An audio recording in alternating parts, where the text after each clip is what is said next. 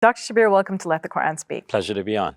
So now we're going to look at a verse of the Quran, the first verse that speaks about a woman's covering. And so, Dr. Shabir, I'm going to look at verse 31 from chapter 24, and I'm going to read it out. So it says, "And say to the believing women that they should lower their gaze and guard their modesty, that they should not display their beauty and ornaments, except what must ordinarily appear thereof, that they should draw their veils over their bosoms, and not display their beauty except to their husbands, their fathers, their husbands' fathers, their sons, their husbands' sons, their brothers, or their brothers' sons, or their sisters' sons, or their women, or that which their right hands possess, or those male servants who have no physical desire, or children, who are not yet aware of the aurat of women.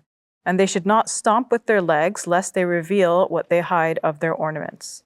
So that's the whole verse. I wanted to read it out because there are a lot of different parts of this verse, right? And it talks about different things. So there's, we talked about Zinah, which is ornaments or beauty or something like this. And then there's Khimar, which is translated into veils in this translation. And then there's Juyub, which is translated into bosom. So many different things. So let's talk about let's break it down a little bit. Yeah, it's interesting that in the translation you just read, the word aurat has been retained from the Arabic. Yeah. It was not translated. So maybe we should start with that. Yeah. So it says, and those children who have not yet become aware of women's private parts. This is what we should probably translate that to be.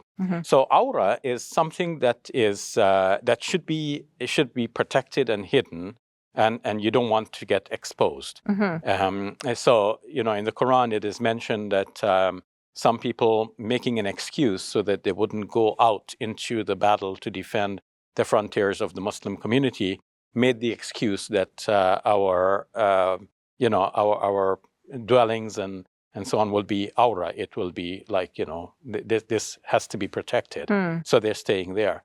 Whereas, of course, it wasn't the case. They were just making an excuse. So we can say more generally, the Quran does not define the term awrah. We have to go look at dictionaries to find out what awrah means. So awrah in the singular, aurat is in the plural.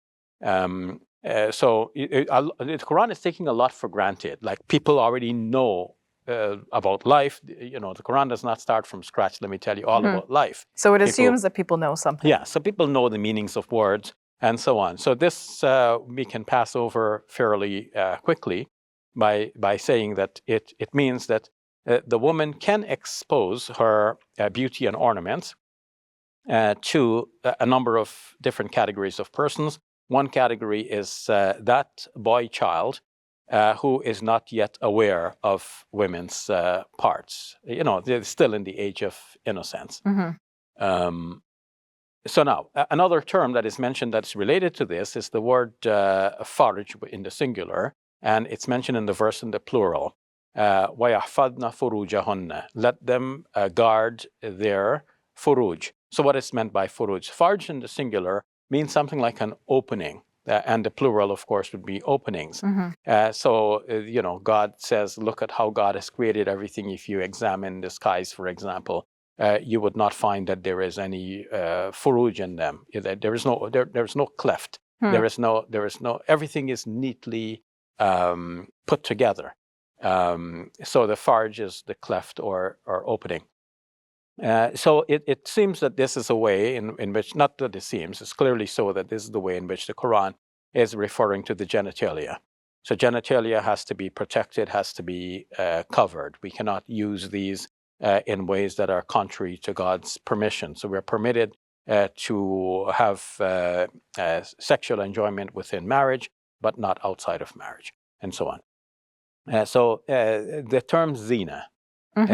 Zinah is often confused with awrah, right? The two are often seen as the same thing. So let's talk about So the term Zinah is more than just awrah.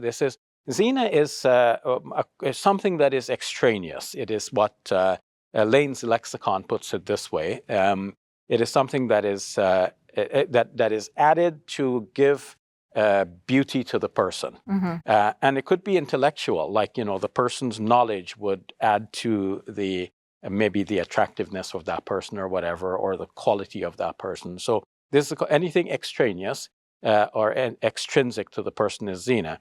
But some say also the Zinah could be intrinsic. So, for example, in some of the commentaries on the Quran, it will be mentioned that, or it is mentioned, that the woman's cheeks are also part of her Zinah. So the verse then is saying, let the woman not expose her Zinah, except for that which ordinarily appears. So don't go too far. Don't be extra. Yeah, basically. Yeah. So what normally appears, you're not flaunting anything. So you're just going about your business. So naturally, your face will be uncovered. Your hands will be exposed. Especially in buying and selling and all of that. So the commentators say this is what is meant by Zinah, and this is the outwardly appearing Zinah. Some say also, not some say, but almost it's widely acknowledged that the Zinah would be the additional items like ornaments, jewelry, and decorative pieces. So whether it's a nose ring or whether it is henna painted on the hands to beautify the hands, all of these are permitted to be exposed. And sometimes they go backwards by saying, okay, so if those ornaments are permitted to be exposed, then the parts of the body that hold the ornaments would also be permitted to be exposed. So if you have a ring on the finger, the ring could be exposed. Therefore, the hand could also be exposed. If the henna can be exposed, therefore the hand can be exposed as well. And if the nose ring can be exposed, so too the face. And sometimes they go the other way around, like what is the basic requirement to be covered? And then they think, okay, well, if the face can be exposed, any ornamentation or like kohol in the eyes or whatever, all of that could be exposed, no harm, because the face is basically exposable. So this is how they discuss the meaning of Zinah and its implication for what the verse is speaking about. Perhaps one last term that requires some explanation, and this is a crucial one, is the term Juyub, which is given here in the plural. The singular is Juyub. And Juyub means something like a pocket. In fact, in the Urdu language, Jayb, which is obviously from the same word, it means pocket. So the classical Muslim commentators on the Quran say here that this refers to the top opening of the woman's blouse. So what is being spoken about here, according to them, is that the woman should not have a low-cut exposed blouse, but or she should not be exposing a low cut, but rather her head covering should be used to cover that part of her body. And this is what the verse is saying. So basically, the verse is saying, "Well, yadribna bi khumurihinna ala juyubihinna, wala yubdina zinatahunna." So let them draw their head coverings over their juyub. So let them draw the head coverings. Let a woman draw her. I'm putting it on the singular now. Let a woman draw her head covering over her bosom, so as to not expose her beauty. Okay. So do we know that it's head covering or just covering? Well, the term Khimar, actually, that's one last term that we should explain after the last one I just explained. So the term Khimar simply means a cover, but it's used as a technical term to mean a woman's head cover. And the verse is saying, let them draw their head coverings over the bosoms. So Ibn Kathir, one of the commentators on the Quran, explains that in the time before Islam, the women used to go about passing in front of men with their chests uncovered, even their ribs.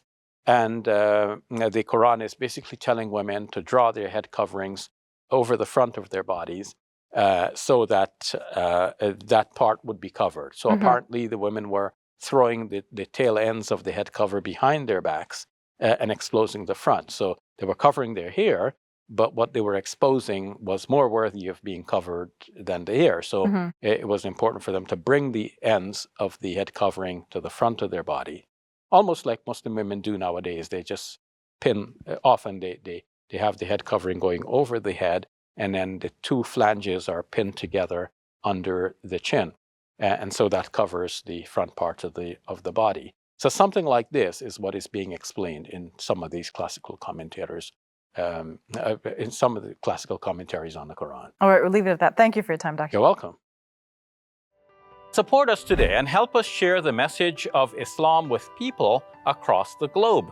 Thank you, and may God bless you and your loved ones with the very best always.